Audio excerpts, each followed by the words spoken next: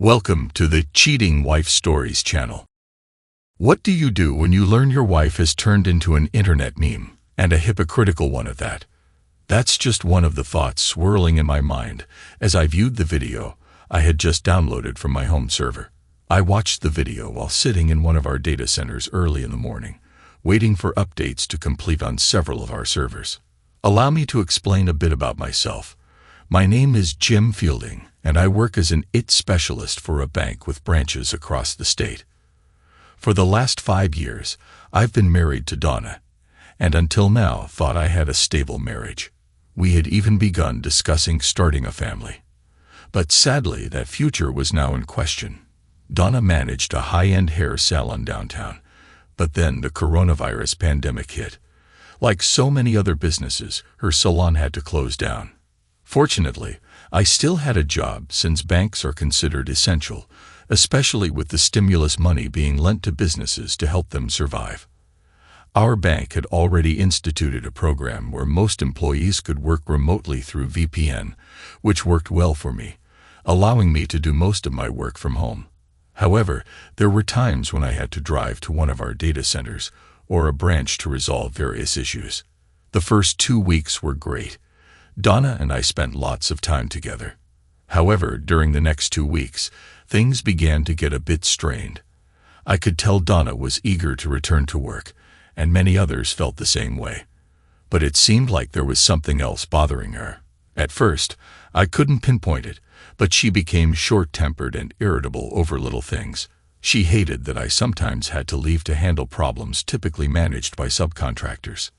The bank had decided to scale back on its use of subcontractors during the pandemic to save costs, which meant I sometimes had to drive up to 150 miles to take care of tasks like replacing a battery in a branch UPS or performing manual software updates on back-end machines. During that second 2-week period, I began to notice changes in Donna. On several occasions, I thought I caught a whiff of aftershave or cologne when I got home from one of my trips. I didn't use any of that, so I naturally wondered where it was coming from. Perhaps it was from someone she had over while I was gone. But she never mentioned anyone visiting. As time went on, and the lockdown continued, her behavior became more erratic. She would often yell at me about trivial matters while I was trying to work. Then the state health department issued a series of new guidelines about social distancing, mask wearing, and other protocols. Some of it didn't make much sense to me, but being an IT person, I figured I'd do my best to follow the rules. However, Donna took things to another level. Let me explain a bit about Donna. She's always been a by-the-book kind of person, which is one reason her salon thrived. She expected her employees to follow the rules, and they did. When the new guidelines were released, she scrutinized them closely, ensuring we adhered to everything the state suggested. If I had to leave for a job, she made sure I wore a mask, had latex gloves, and took hand sanitizer with me, which felt essential during those times. But that wasn't enough for her. When she realized there was no way we could maintain 6 feet of distance in her king-sized bed, she announced that I would have to sleep in the guest room until the crisis was over, which also meant no intimacy. I couldn't believe it. We lived in the same house and had been together all this time. Surely, if we were going to get the virus, we would have already caught it by now. It's only temporary, she insisted. Besides, you know as well as I do that you can have this virus and not show any symptoms. Look, you're out there touching all kinds of things. There's no telling what you might be bringing home, she explained. But no intimacy. I asked. That's outrageous. It's affecting me too. I don't like it any more than you do, she replied. But the rules are the rules, and we have to follow them. But it didn't stop there. Being someone who followed the rules, Donna decided we could no longer share the same bathroom or eat at the table together, since that would put us closer than 6 feet apart. Donning heavy latex gloves, she divided the dishes into 2 piles, one for me and one for her. We were only allowed to use the dishes from our respective piles, and were responsible for washing what we used. And there was more. She insisted we wash our own clothes. Not only were we not sleeping together, but we weren't eating together either. I suspected that soon she would have us cooking our own meals. For all intents and purposes, we had become little more than roommates living under the same roof. Then the mayor announced what some called a snitch line and a website where residents could report neighbors not following the strict guidelines. I understood the mayor's desire to keep residents safe, but I thought this was a bit excessive. I expressed my concern to Donna, but she had a different view. "I think it's a great idea," she said. "I can't tell you how many times I see people not following the social distancing rules. There's no telling what can happen out there." "Well, I'm not going down that road," I replied. "Suit yourself," she said, "but I intend to make good use of it." "You're not going to report our neighbors, are you?" I asked, considering several of them to be good friends. The last thing I wanted was for any of them to get into trouble for violating the 6-foot guideline. "It's for their own good," Donna huffed. "If they don't care enough about their health, someone else needs to take responsibility." "But Donna, we have to live next to these people, even after the pandemic is over. These are our friends." "Well, they'd better follow the rules," she said haughtily. "I don't want to see one of us get sick because they were careless. All I'm saying is just be careful. You do know we have sunshine laws in this state, right? If they find out you were the one who reported them, it's going to affect both of us. I don't want to lose any friends over this." "If they follow the rules, they have nothing to fear," she replied. I couldn't believe what I was hearing. I shook my head and went to my office. That's when I realized my wife had transformed into something of an internet meme. I had read about this in a few articles online. They called them Karens, the suburban women who call the cops on kids having pool parties. One side described them as entitled and self-centered, always looking to complain. As I thought about these descriptions, I could see some of those traits in Donna. God, I hope not, I thought to myself. Over the next few days, I watched her closely. She spent a lot of time by the window, observing what the neighbors were doing. I knew she called the snitch line a couple of times when she saw some neighbor kids playing in a yard across the street. The first time nothing happened, but about an hour after her second call, a police car arrived, and an officer spoke to the kids and one of the parents. After a few tense words were exchanged, the frustrated parent brought her children inside. I only hope the family never found out that Donna was the one who reported them. There were other signs that things weren't as they should be in our household. I noticed that since the lockdown began, Donna seemed to come up with excuses almost every day to go to Walmart or another store. Normally, she was an organized shopper who made a list for the week's groceries and was in and out quickly. But now, she would be gone for hours, sometimes returning with just a single small item for dinner. I knew there were lines at the store due to capacity restrictions, but something felt off. On top of that, there were days when she would actually get dressed up just to go to Walmart. Who does that? Why not just wear jeans and a sweatshirt like you usually do? I wondered. Why do you have to dress up to go out? I asked her about it a couple of times, but she would only sigh and tell me she simply wanted to look nice.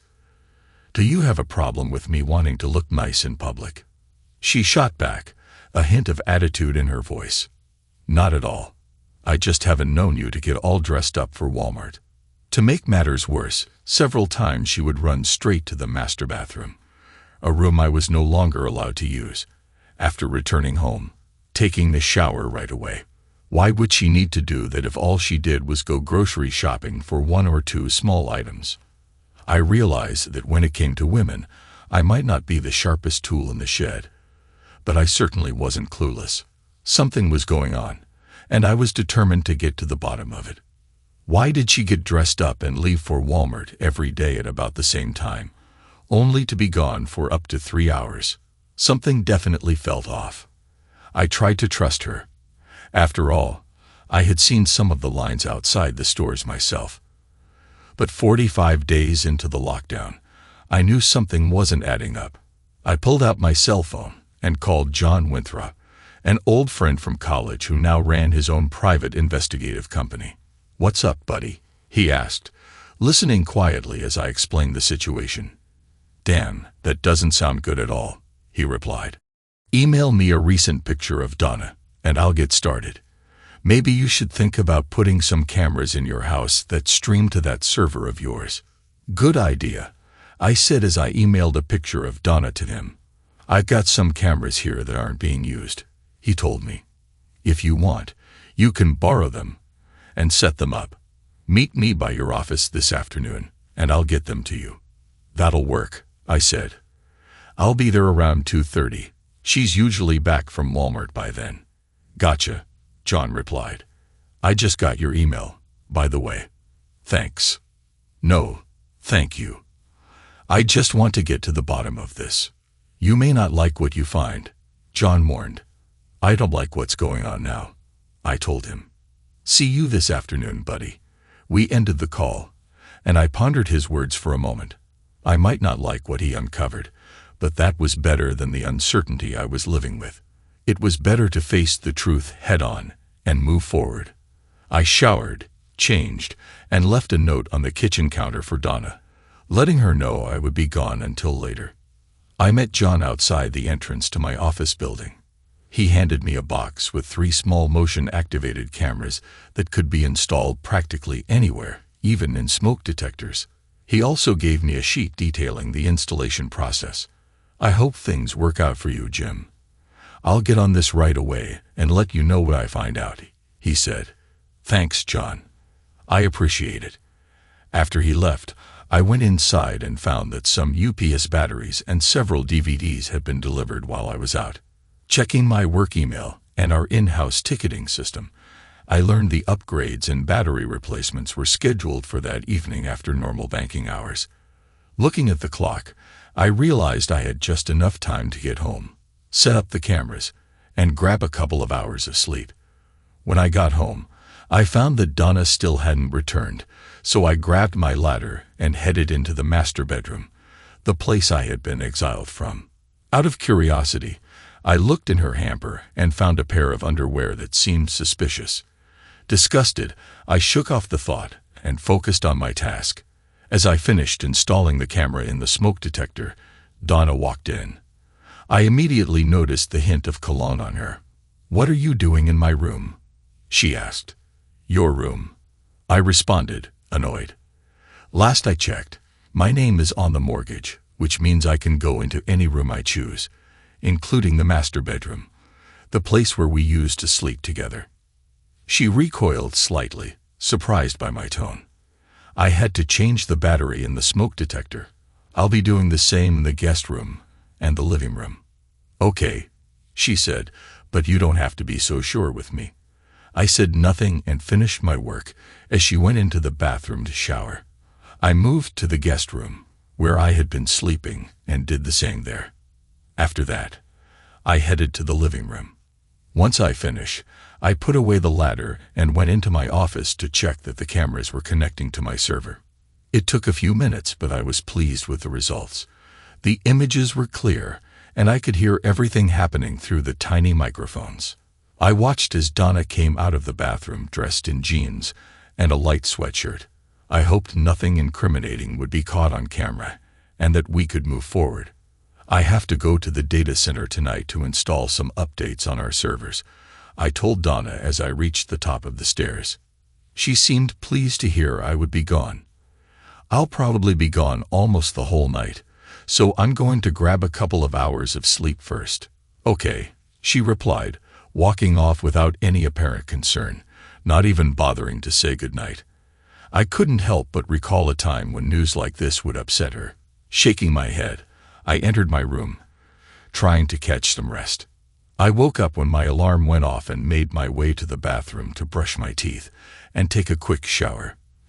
Dressed, I headed downstairs to prepare a sandwich and grab a cup of coffee for the road. Donna was sitting on the couch, silent. I felt the urge to reach out to her. "Donna," I called from the dining room table. She turned to look at me. "Do you still love me?" "Of course," she replied. "Why do you ask?" "I was just wondering," I said.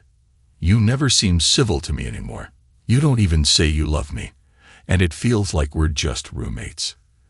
Exasperated, she sighed. "Is that what's bothering you?" The lack of intimacy. It has been a while. And we used to be close, I responded. I'm just concerned that we're drifting apart. She nodded. Maybe you're right. I'm sorry if I seem off lately. Once this is all over, maybe we can plan a nice vacation. Yeah, that would be nice, I agreed, even though I didn't believe it would happen. Look, I'm going to be out most of the night getting these updates done. I'll call you when I'm ready to come home. Okay, she said, returning to her program. After finishing my meal, I headed into the office to check on my server, then grabbed my briefcase and locked the door. As I opened the front door to leave, I glanced back at Donna. I'm headed out now. Love you. Yeah, me too, she replied, not looking up.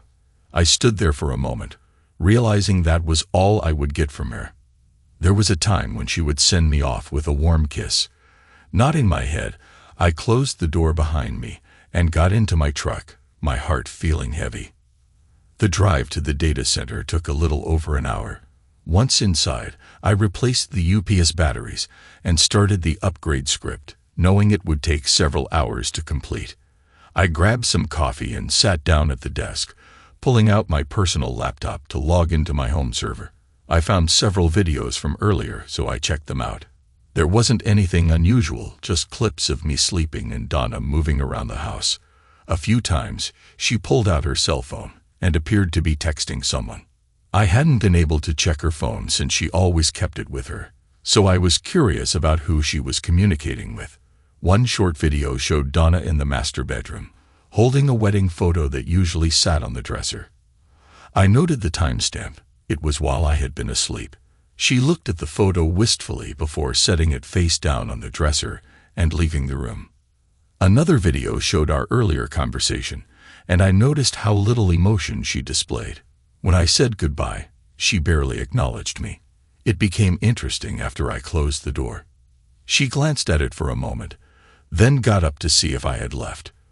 Once convinced I was gone for the evening, she took out her phone and made a call. Hey, lover, she said, smiling.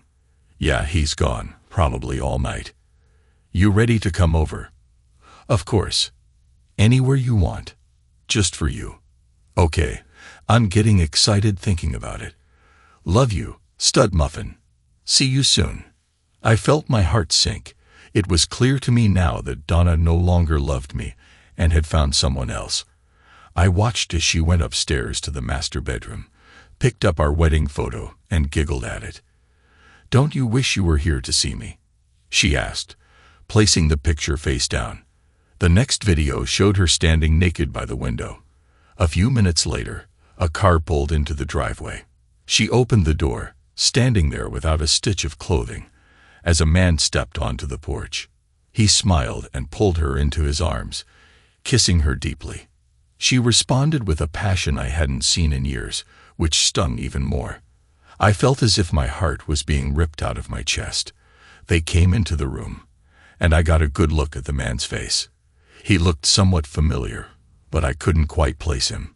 His dark hair was well cut and slicked back, making him look like someone you'd see in those pictures often put up in hair salons.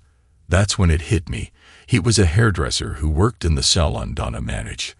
I vaguely remembered meeting him once before when I stopped by to see her. So, is the guy gone all night? He asked her. Yep, all night, she said with a huge smile. Come on, let's go upstairs and celebrate. I'm so excited for you right now. Then they ran up the stairs into what used to be our master bedroom. The video ended, and I saw another had just been saved to the server, so I opened it. This video picked up where the previous one ended. Donna and her companion were in the bedroom, and she had gotten on the bed.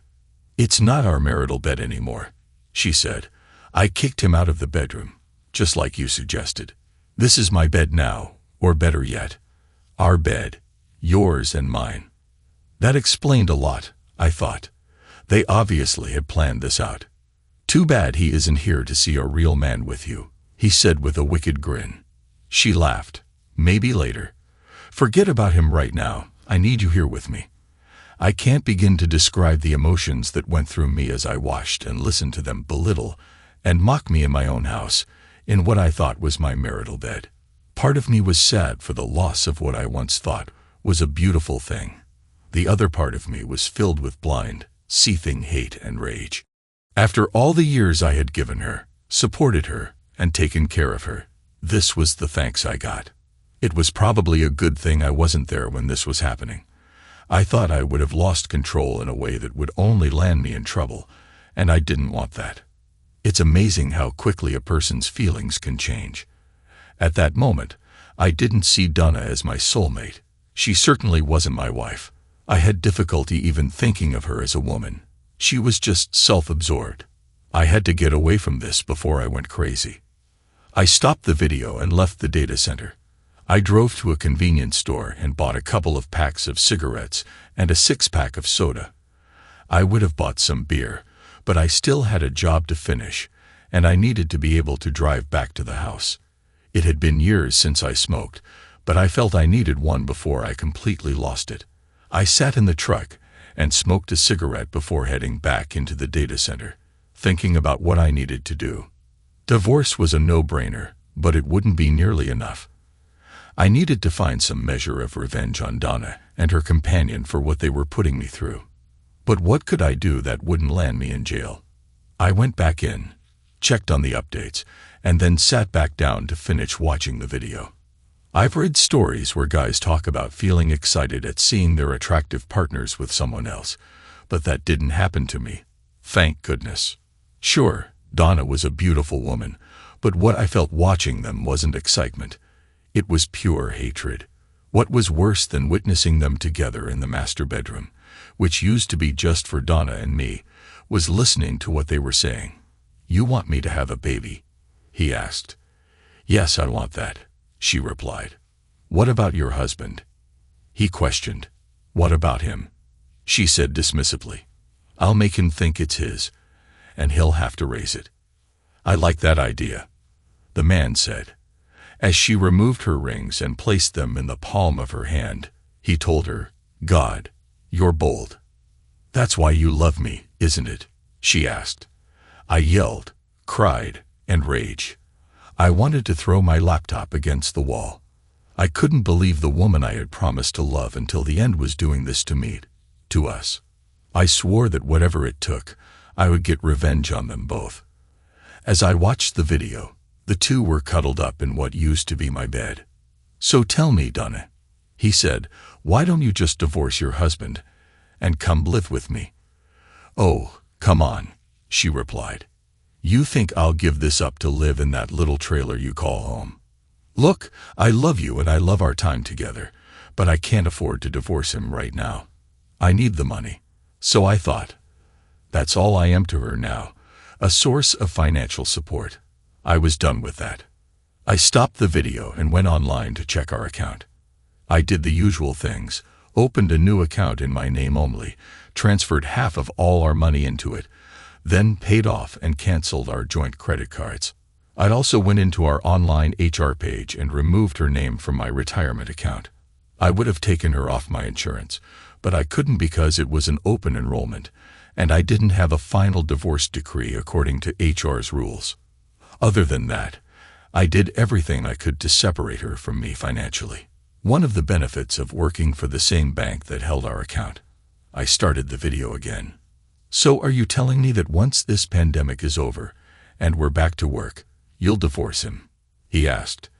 "Yeah, by then I'll have more money saved up, and I can file for mental cruelty or something. I'm sure I can find a lawyer who'll take him down." "Not if I find one first," he replied. I thought, this looks like it's coming back to life. I couldn't take much more of this and fast-forwarded through this part of the video. After they were done, they lay back down in the bed and snuggled some more. So much for social distancing, I thought. After a while, they went to sleep, and it looked as though the night's events were over. I checked on the status of the updates. I figured they would be done in about an hour, so I sat back down and contemplated what I should do.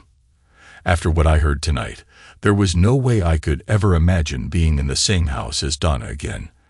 I had seen and heard enough, and I felt there was no need for John to follow Donna. So I came up with an idea. I spliced several pieces of video into one clip and sent it to every one of her family members, explaining that I would be getting a divorce and filing under adultery.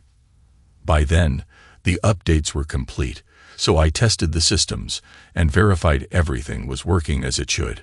I packed my things and headed back out to the truck, deciding to interrupt Donna's little gathering. I checked the time and found that it was only 1:30 a.m., which meant it would be about 2:30 by the time I got home. Donna wasn't expecting me until much later. Good, I thought with a wicked smile. I got in the truck, lit a cigarette, and headed out. It was actually 2:25 when I got home, so I turned off the headlights to avoid waking Donna or her companion. I parked in the driveway next to the car, not bothering to open the garage door. I went into the house, turned off the security system, and put my laptop bag in my office. Then, I slowly crept up the dark stairway and walked through the open master bedroom door. They were both sound asleep, their arms around each other. How touching, I thought. I stepped into the room and turned on the overhead light. "Get up, get up, get up," I shouted, mimicking my drill instructors from boot camp. Surprised and scared, they jumped out of bed, confused about what was happening. "What the hell is going on in here?" I yelled at the top of my voice. "Oh my God," Donna exclaimed when she realized it was me who woke them up. "Jim, what are you doing home? You were supposed to be at work all night." I finished early and wanted to see my loving wife, I sneered. But what do I find? My wife with her lover in my bed. Thad looked at me, terrified. "Man, I'm sorry," he stammered. I glared at him. "Just get your clothes on and get the hell out of my house," I roared. "You have 30 seconds, and 25 of them are already gone. Move." He ran around like a chicken with its head cut off, scrambling to find his clothes. I turned to Donna. "Maybe I should call the mayor's tip line and report you for violating social distancing guidelines," I told her. "Pack your things and get out now." "Jim, please. It's not what it looks like," she begged. I laughed in her face. "Oh, please spare me. You say you love him. Go live with him." "But," she stammered. "No buts," I said. "Get out now. I'm no longer your source of support. You want to have children. Fine, go stay with him in his trailer. I'm seeing a lawyer about a divorce as soon as I can. Now get out. Don't make me repeat myself." "Wait, you know about," she began. "I saw and heard everything you two said and did tonight." Her eyes grew wide as she processed my words. "And right now, you make me want to puke." She started crying as the realization hit her. "Stop crying," I growled. "Pack your things and get out. Whatever you leave behind is either getting burned or thrown away." "You can't mean that," she cried. "Oh yes I can, and I do," I told her. "I love you exclusively, and you repaid me with lies and betrayal. Right now, I hate you with every fiber of my being. I never want to see you again as long as I live. Is that clear enough for you?" Sobbing from my verbal assault, she got out of bed and began packing while Thad was still trying to get dressed. I decided to enlist his help. "Help her pack a hole," I ordered. "What?" he asked, confused. "Are you stupid and deaf?" I snapped. "You can help her pack." "Help her pack," I repeated sternly. He hesitated for a moment, still dazed by the situation, but soon began helping Donna collect her things. I went downstairs and returned with several large plastic trash bags, tossing them on the bed. "Now get to it. You have 5 minutes. After that, everything else is getting tossed or burned." Donna and Thad worked quickly, stuffing as much as they could into the bags. A few minutes later, Donna and Thad carried out several bags of her belongings, placing them in their respective vehicles. I found Donna's purse, pulled off her house key, and grabbed the garage door opener from her car. I removed my wedding ring and placed it in Donna's hand. She looked at me with tears in her eyes. "Don't you want this?" she asked. I shook my head. "No, not anymore. Now go. I assume you'll be living in a trailer. so I'll need you to serve there. Just leave me the address so I can give it to my attorney." She wrote down an address on a piece of paper and handed it to me. "I'm sorry," she said. "Yeah," I told her. "You are, and I'm sorry I ever laid eyes on you." Crying, she left the house. I watched as she and Thad drove off. I closed the door and locked it. Exhausted, I laid down on the couch and fell asleep. It was almost 8 a.m. when I woke up, realizing I had a lot to get done.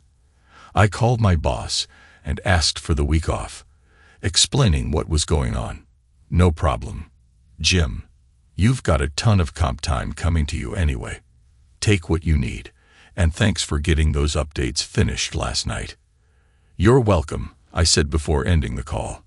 I then called John to let him know there was no need for him to follow Donna, relating the events from earlier in the morning.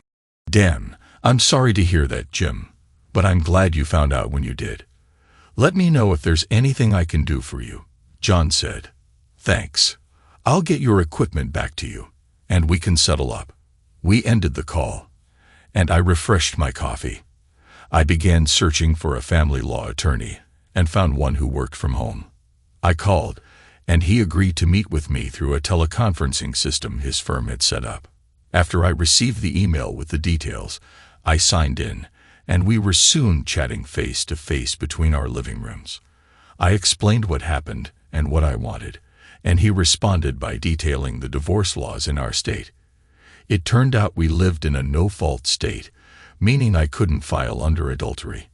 However, her actions could likely be used to prevent her from receiving alimony or support.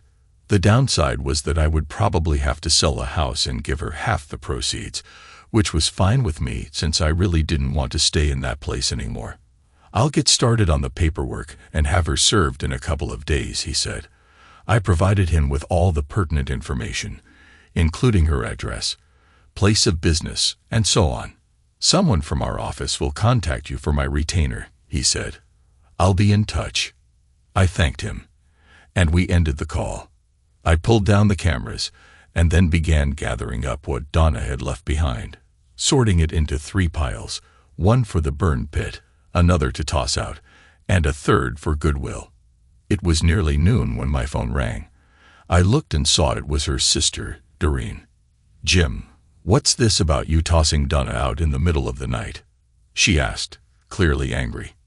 "Did she tell you I threw her out?" I asked. She said it was just a misunderstanding. "Check your email," I told her. "Once you see what I sent, you'll know why." "Goodbye, Doreen." I ended the call before she could respond. A few minutes later, I received another call, this time from her parents. I always liked them, and we got along quite well. "Jim, I got a strange call from Donna," her father, Alan, said. "She tells us you threw her out of the house at 2:30 in the morning. Is that true?" "Yes, Alan, it is. Why in the world would you do something like that?" he asked. "Did you check your email?" I asked him. "No, I didn't." "Check your email, and you'll know why." "Talk to you later, Alan. Give my best to Linda." Linda was Donna's mother, and I loved her like my own. I kept working, and the piles were growing as I sorted through all of Donna's things. About an hour later, I got another call. It was Doreen again. "Jim, I just watched that video and I'm so sorry," she said. "She made it sound like you were being unreasonable and tossed her out for no good reason." "Do you know who that is she's with?" I asked. "Yeah, that's Ronnie," she said. "He worked at Donna's hair salon before it closed." She confessed to me that they've been involved for quite a while, even before the pandemic. "That's wonderful," I told her. "Listen, she asked if I could pick up some of her things," Doreen said. "Do you think I could swing by and get them? I'm sorting through what she has here. A lot of it is going to Goodwill, and the rest is getting thrown out or burned." "Burned?" she asked, shocked. "Yeah, like her wedding dress and all of our photos, things like that." "You're going to burn her wedding dress?" she asked, surprised. "Absolutely. Please don't burn anything or throw anything away until I get there," she begged. I may want to keep some of that stuff myself. Like I said, you'd better hurry, I told her. I'll be right over, she said. I stopped and went out back for a cigarette and a cup of coffee. Just as I sat down and lit up, my phone rang again. Damn, won't these people just leave me alone? I thought to myself. I looked and saw it was Alan again, so I answered. Hey, Alan. Jim, I owe you a huge apology. I saw that video, and I've never been more disgusted in my entire life. Those were just the lowlights, if you know what I mean, I said. I have a lot more of that stuff. We've seen all we need to. Linda's a mess over all this. We let Donna know in no uncertain terms that she's not welcome here anymore. Look, Jim, we both think the world of you. If there's anything you ever need from us, just call, okay? Thanks, Alan. I appreciate that. We ended the call, and I went back inside. By then, Doreen was knocking on the door. I opened it and saw her standing there in a pair of short shorts and a casual t-shirt. Hi, Doreen, come on in.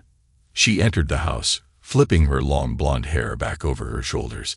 I'm sorting her stuff upstairs if you want to come up and go through it. That sounds good, she responded. I picked up a trash bag and handed it to her. She smiled as she took it. What is this? What passes for luggage in your house now? I laughed. Yeah, and she's lucky I'm using a clean bag. We both chuckled and went upstairs, where she started looking through the piles of stuff, tossing quite a bit into the back. Doreen wasn't very careful as she went through Donna's belongings, showing little emotion. When she saw Donna's rings sitting on the nightstand, she remarked, "She left her rings here." I nodded as she reached out for them. "You might want to disinfect them first," I joked. "That's gross. No way am I touching those things. What are you going to do with them?" "I don't know. I was thinking about cleaning them and then selling them at a pawn shop or something. They're worthless to me, and they obviously don't mean anything to Donna anymore." "Obviously," she said. "Well, I'll let you grab what you want. I'm going out back for a bit. Feel free to come out if you want to talk or something." "Okay," she said. I warmed up my coffee and went out back for another cigarette. A few minutes later, Doreen stuck her head out. "Mind if I join you?" "Not at all," I replied. She came out and sat in a chair opposite me. "I didn't know you smoked. I quit some time ago, but started back up last night after I saw that video. Nasty habit. Mind if I join you? It's a free country." I was surprised that she smoked too. She pulled a pack out of her purse, and I offered her a light. She leaned back and looked at me before speaking. "My sister is an idiot. I can't believe she treated you as bad as she did." "You don't know the half of it," I replied, telling her how Donna kept us apart, claiming it was because of the virus. In reality, it was meant to keep me away from her. "She's not just an idiot, she's a stupid idiot," Doreen said. After a moment, I sensed a shift in her demeanor. "You know, I've had a crush on you from the moment I first met you." "Really?" I asked, though I had suspected it. She had always been quite flirty with me when we were together, and I knew it irritated Donna to no end, but I never encouraged it. "I've always thought the world of you too," I said. She smiled and continued, "I'm not my sister. I know we grew up together, but she's always been self-centered and a bit narcissistic. I can't tell you how many times she got me in trouble with our parents. Honestly, I'm surprised the two of you lasted as long as you did." "Why is that?" I asked. "She was always changing boyfriends when we were younger. She'd hook up with a guy, and it would last maybe a few months before she was off with someone else. Every guy she had dumped her like a sack of potatoes. I wish I had known that before I married her," I said, reflecting on the missed warning signs. "I almost did warn you," Doreen admitted. "But you seemed so in love with her, I didn't think you'd believe me." I nodded in agreement. "You're probably right.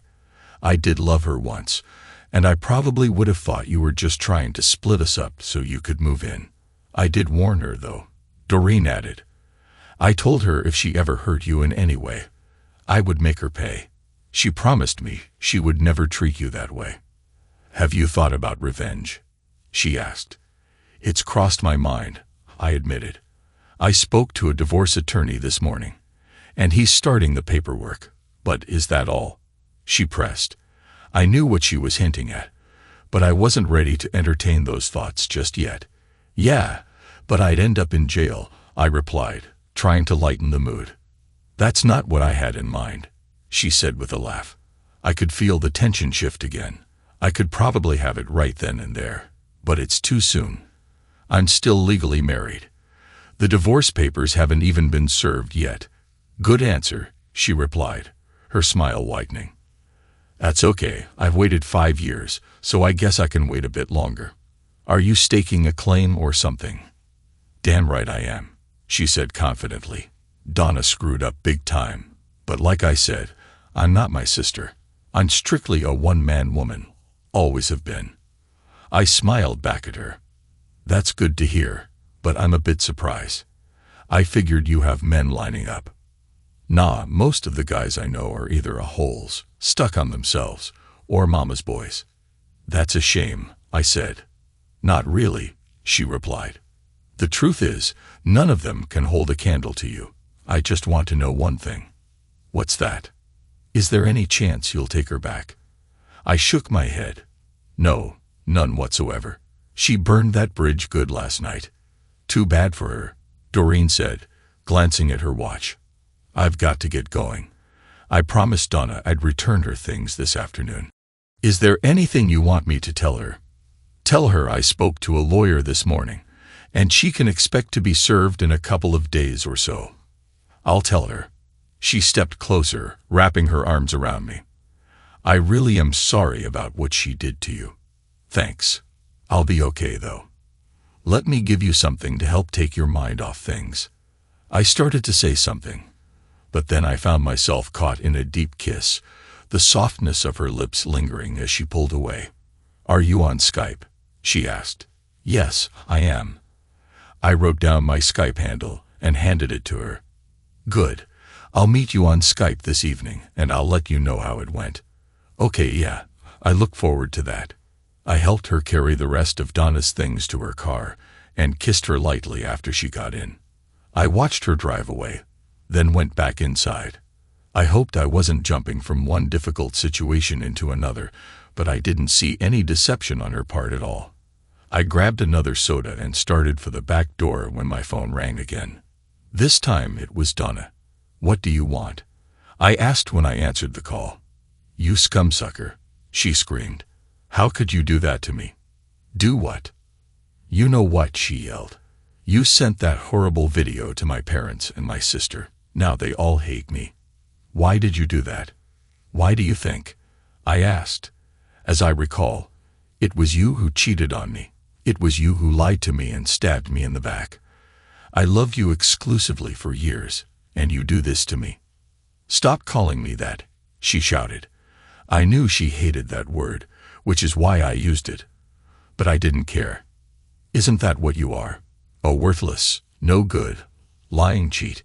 Face it, that's all you've ever been. And that's all you'll ever be. We're finished.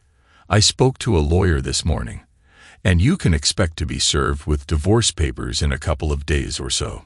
Meanwhile, I don't want to hear or see you ever again. Jim, please, I'm begging you, she cried. I'm so sorry for what I did. We can work through this. No, we can't. You destroyed me with your cheating, and I'm through putting up with it. You made your choice. Now you get to deal with it. Goodbye. And I'm serious when I say I hope to God I never see you alive ever again. I thought I heard a sob, but I frankly didn't care.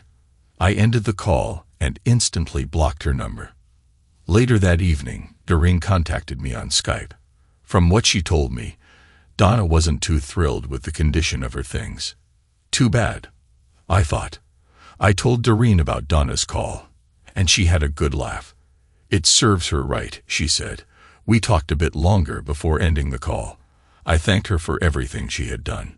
It meant a lot to me. It's my pleasure, she said sweetly. I'll be in touch. The next day, I finished sorting through the rest of Donna's things.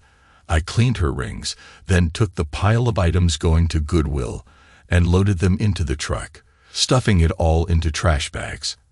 After dropping off the bags, I stopped at a pawn shop and sold her rings, getting a fraction of what I had paid for them 5 years ago. Oh well, I thought, if Donna wants them, she can go buy them back.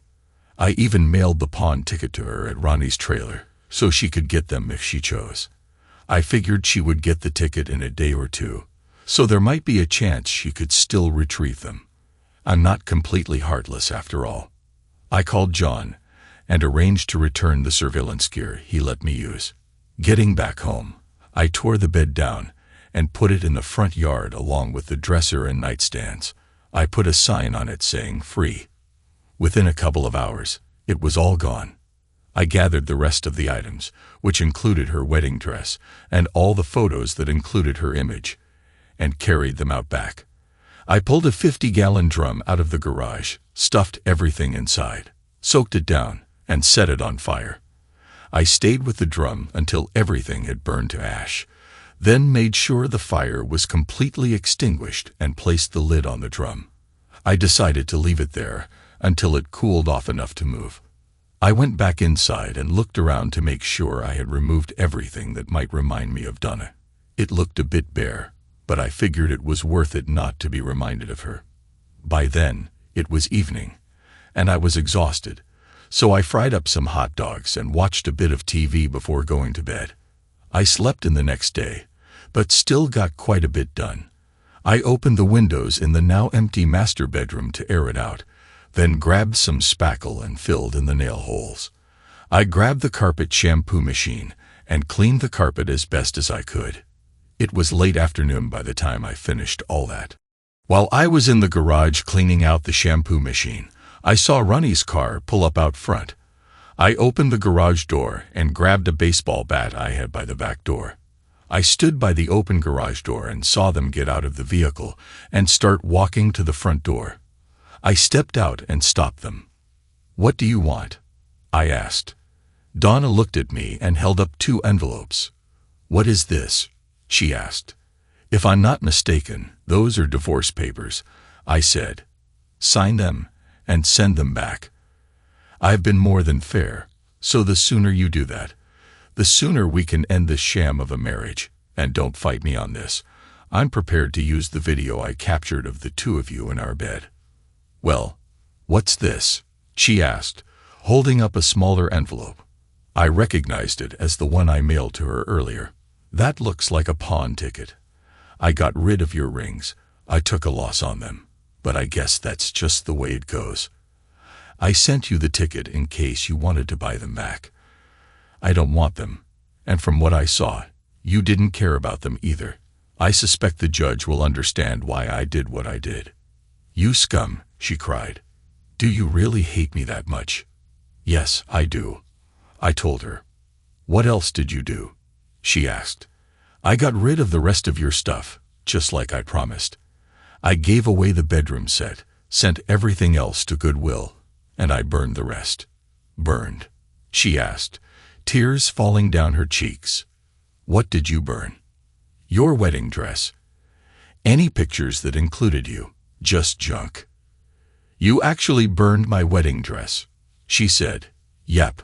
You want the ashes or something." She broke down sobbing as Ronnie held her. He looked at me before speaking.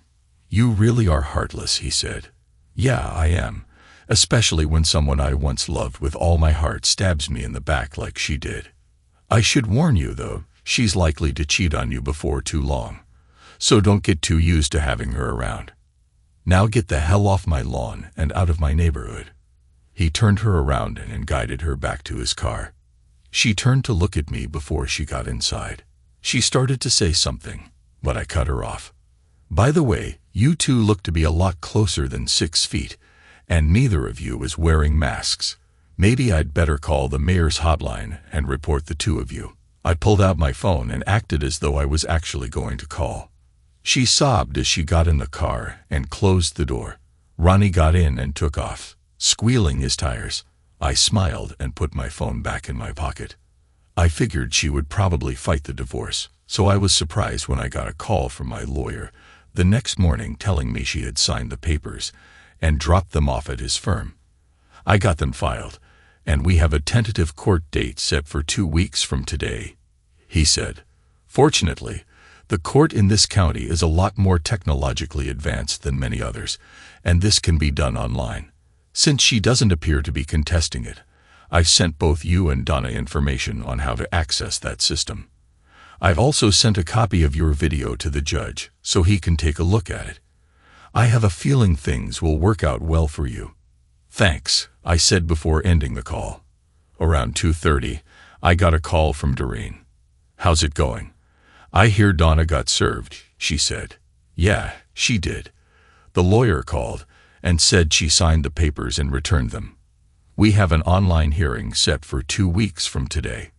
Good. Donna also told me what you did with her rings and wedding dress. Yeah, not exactly two of my finer moments, but it was something I felt I had to do. I can understand that, she said. I actually don't blame you. I would probably have done something similar. So, are you up to having some company for dinner tonight? Actually, I am. I told her. What did you have in mind? Well, I thought I'd make you some of my world-famous lasagna and garlic toast, she said. Think you can rustle up some wine? Lasagna, huh? I asked. My favorite. Yeah, I think I can manage some wine. Good. I'll be there about 6:30 if that works for you. I look forward to it, I said. We talked for a while, then ended the call. Afterward, I headed out to grab a bottle of wine, stopped to buy some flowers, then came back and jumped in the shower. I shaved and dressed, putting on a clean pair of jeans and a polo shirt. I saw that I had a little bit of time before Doreen arrived, so I pulled out the good dinnerware set the table, and placed some candles in the center. I felt a bit like a high school boy wanting to impress his first date. I had just lit the candles when the doorbell rang. I opened the door and invited Doreen in, taking the hot lasagna from her and setting it down on a heat rack I had already placed on the table. She put the garlic bread on a large plate I had set out for it. As she did, I took in her appearance. She looked absolutely stunning in a short black dress. I couldn't help but smile. You look every bit as delicious as this lasagna, I told her. Well, thank you, she replied with a playful smile. And you look pretty fetching yourself in that polo shirt. By the way, I like what you've done with the place. I don't see anything that suggests Donna ever lived here. That was the idea, I said. I took a bite of the lasagna and immediately felt a wave of comfort wash over me. This is the best lasagna I've ever eaten, I told her. I'm glad you like it, she said. Just wait until you see what I brought for dessert. Doreen's tone hinted at something more than food. A grin spread across my face, and I was eager to see what she had planned. After we finished our meal, Doreen helped me clear the table. Then she turned to me, her eyes sparkling. Ready for dessert? She asked with a mischievous smile. Before I could respond, she reached up to untie her dress. I was taken aback, caught off guard by her boldness. What's the matter? She teased. Haven't you ever seen a woman without her dress before? Not one as stunning as you. I managed to respond, my voice faltering slightly. She leaned in and kissed me deeply, igniting a rush of warmth and passion I hadn't felt in a long time. Are you really ready for dessert? She whispered, her voice filled with desire. I was overcome by a feeling of connection that was far deeper than anything I had shared with Donna. I love you, Jim, she said, breaking the kiss. I've always loved you, and I always will. I promise to be yours as long as you'll have me. I felt an unexpected surge of emotion. I love you too, Doreen, I said, feeling the truth of my words. I wish I'd met you before, Donna. She smiled warmly and added, There's something I want to do. Of course. What is it? I asked. Let's go upstairs, she suggested, her voice soft but firm. We climbed the stairs hand in hand and entered the guest bedroom. Though the bed was smaller than the one in the master suite, It was perfect for the two of us. We shared a beautiful night together, falling asleep in each other's arms. The next morning, I awoke feeling rejuvenated, and I had Doreen to thank for that. We headed downstairs, where I brewed coffee while she prepared breakfast. Sitting at the counter, I couldn't help but admire her as she cooked. "I could get used to this," I said with a smile. "I hope so, cowboy," she replied playfully, returning my grin. "Because I intend to do this every chance I get." As we ate, she mentioned her plans for the day. "I need to start getting the place ready to sell. I suspect the court will order it sold anyway." I nodded, remembering how empty the master bedroom felt. "Are you going to replace the furniture?" she asked. "Eventually, but not until I know what's happening with the house," I replied. Doreen had an idea. "How about I bring a few things from my apartment and stay here to help you get ready for the market? We can spend more time together and get to know each other better." I thought for a moment. "I like that idea. We just need to be cautious. I don't want Donna to file against me." "You're right," she agreed. "But I suspect she's accepted that things are over between you two. If anyone asks, I'll just say I'm here to help you through this." "Consider it a deal," I said, and she leaned in for a kiss. "I meant what I said last night," she said softly. "I love you. I'll always be here for you, no matter what."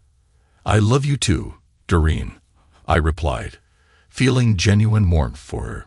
I hoped this wasn't just a rebound relationship. After some quick arrangements, she got dressed and headed out. The following weeks were wonderful. Doreen spent most nights with me, helping me manage the house and make it feel like home again. We painted the walls and found a rhythm that worked for both of us. Even when I had to work late or travel for my job, she understood and was perfectly fine with it. We stayed in touch over Skype until she had to go to bed. The most important thing for me was developing trust, and Doreen seemed to sense that without me saying anything. Whenever I had to work, I made it a habit to let her know either with a call or a text. She would do the same if she needed to run to the store or head back to her apartment. By the end of the 2 weeks, it felt like second nature to us both. It would be an understatement to say that she went a long way toward healing my heart over those 2 weeks.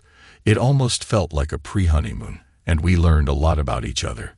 It turned out we had a lot in common, even in our taste in music. Eventually, the date for our online hearing rolled around. I was surprised that Donna hadn't tried to contact me during the previous 2 weeks, but I really didn't mind that she hadn't reached out. Doreen came by and sat off to the side to listen in. I dressed for the online meeting and listened as my lawyer explained what would happen. "Since Donna isn't contesting anything, the hearing should be over in about 15 minutes, he said. "Nevertheless, the judge has allotted for a full hour, just in case. Between you and me, I think he likes to take a break between these things." Soon everyone was online. The judge, the bailiff, the court reporter, myself, and my attorney. However, Donna was not online. "Mr. Winthrop," the judge said, "do you have any reason why Mrs. Fielding isn't online?" "No, Your Honor, I don't," my lawyer replied. "I sent her an email with the instructions a couple of days ago, but I haven't heard from her." "Mr. Fielding, have you heard from your wife?" the judge asked. "No, sir, I haven't," I responded. "All right," he said. "Bailiff, I want you to contact the sheriff's office. Get them out to Mrs. Fielding's address immediately. If there's no good reason for her not to be online, have her taken into custody." "Yes, sir," the bailiff replied. We sat around, cooling our heels, waiting for something to happen. Finally, after about 45 minutes, the bailiff returned. "Your Honor, I just heard from the deputies who were dispatched to Mrs. Fielding's residence. According to them, both Mrs. Fielding and her companion were found deceased. The medical examiner has been called to the location." "I see," the judge said. "Thank you, bailiff. Mr. Fielding, it appears your petition for divorce has been rendered moot by your wife's untimely death. I will wait until I receive official word from the medical examiner before I officially close the case. In the meantime, Please accept my condolences and the condolences of the court for your loss." "Thank you, Your Honor," I replied, stunned. The judge, bailiff, and court reporter left the call, leaving just me and my attorney. "I'm sorry about this, Mr. Fielding," he said. "If you like, I can handle your wife's probate." I assumed she didn't have a will. "No, she didn't," I said. I held Doreen as she cried over Donna's death.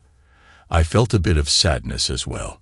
Thanks to Doreen, I no longer hated Donna, but I still despised what she had done. Then I remembered telling Donna that I wished never to see her alive again, and I felt a pang of guilt. It was something said in anger, but it still ate at me. A couple of weeks later, the state began reopening, and life started to return to some semblance of normalcy. The autopsy on Donna and her lover revealed that both of them had died from the coronavirus. However, the medical examiner found that both had taken large quantities of illegal drugs. The report also indicated that Donna was pregnant, no doubt with her lover's child. For some reason, neither of them had thought to go to the hospital. I agreed to attend the funeral, mostly to support Doreen and her parents. Donna's parents were devastated by her death, but they seemed relieved that I was there to offer them some comfort. I had always liked Alan and Linda, and they had always treated me like family. Alan pulled me aside at the service.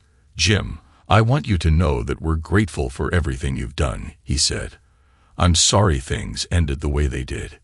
"Thanks, Alan," I replied. "I truly am sorry for your loss. I never wanted this to happen." "I know, son. We don't hold anything against you," he assured me. "We just wish things could have been different." After the service, I drove Doreen back to my place. We were both quiet during the drive, lost in our own thoughts. Once we arrived home, I brewed us some coffee, and we sat on the back porch. The late afternoon sun was warm, but there was a chill in the air that matched our somber mood. "Are you okay?" Doreen asked, breaking the silence. "I think so," I said honestly. "It's still a lot to process." She nodded, her hand resting on mine. "I know this isn't how you thought things would end, but at least you have some closure now."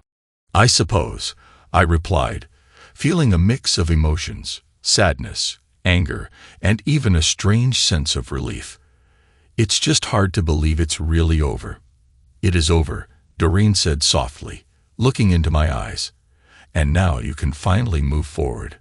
I managed a small smile. "With you, I hope." "With me," she affirmed, squeezing my hand gently. Over the following months, Doreen and I grew even closer. She officially moved in, bringing her belongings from her apartment one carload at a time. We found ourselves falling into a routine that felt surprisingly comfortable. We painted the house together, rearranged the furniture, and made it feel like a new beginning for both of us. One day, while cleaning out a box of old papers, I found a stack of photos from my wedding to Donna. I stared at them for a moment, feeling a familiar pang of regret. But then Doreen appeared by my side. "Are you okay?" she asked. "Yeah, I think so," I said, taking one last look before tossing the photos in the trash. "It's just time to let it all go." We spent our evenings talking about our future, sharing dreams we hadn't dared to voice before. Doreen made me believe in love again, something I never thought would be possible after everything I had been through. One night, as we were sitting on the back porch with a bottle of wine, she asked, "Do you think you'll ever want to get married again?" I paused, considering the question. "I think I might," I said honestly, turning to look at her. "But only if it's with the right person." She smiled, her eyes softening. "And do you think you found that person?" "Yes," I said without hesitation. "I think I have." Doreen leaned in and kissed me, her lips warm and reassuring. "I love you, Jim," she whispered against my lips. "I love you too, Doreen," I replied, feeling a genuine warmth and happiness I hadn't felt in years. A few weeks later, I proposed to Doreen in a quiet, private moment at home. It wasn't elaborate or fancy, but it was heartfelt. She said yes, tears of joy in her eyes, and we celebrated with a bottle of wine on that same back porch. It felt right, simple and genuine, just like our love. As time passed, we both found ways to honor the past while embracing the future. I sold the house and moved with Doreen to a smaller, cozier place that felt like home from the moment we stepped inside. It wasn't perfect, but it was ours. I never imagined my life would take such a turn, but here I was, standing on the brink of a new beginning, with someone who truly loved and appreciated me. It was a second chance at happiness, and I was grateful for it. Sometimes, life doesn't unfold the way you expect, but it can still lead you to a better place. I had lost a lot, but in the process, I had found someone who made me whole again. So if you'll excuse me, I'm going to concentrate on this beautiful woman who changed my life for the better. This time, I intend to do it right. Thanks to everyone who took the time to listen to today's stories. If you enjoyed it, please consider liking and subscribing if you haven't already. Feel free to share your thoughts on the events in the comments below. Take care.